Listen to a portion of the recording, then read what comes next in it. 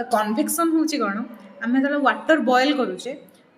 hit देले liquid गुड़ा कौन हुए हल्का हो जाए उपरको उठी जाए उपरको उठला फल ता जगह तो पुणी किए फिल कर फिल करने साइड रो वाटर मॉलिक्यूल से तलू आसते पुणी सी गरम हो जाती से उपरको उठी जाती पुणी साइड रो जो कूलर वाटर मॉलिक्यूल्स से पुणी तलू आसते आसिक सी पुणी उपरको उठी जाए तो यही भाव में गोटे फ्लो चली बॉयल कला बेले वाटर जो तल ऊपर कहते ड्यू टू कन्वेक्शन ए प्रोसेस को कहते कौन कन्वेक्शन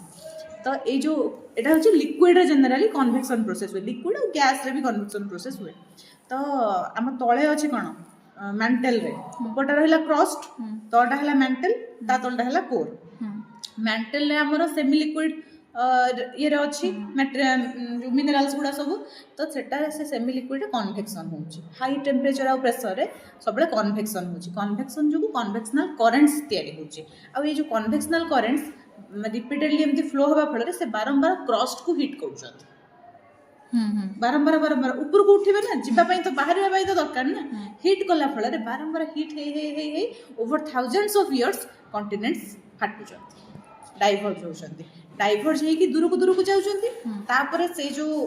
तलर जो मैग्मा सी ऊपर को आसिक कूल होगी पुणी कॉन्टिनेंट गोटे जो क्रस्ट तैयारी करुचे सी फ्लोर स्प्रेडिंग थ्योरी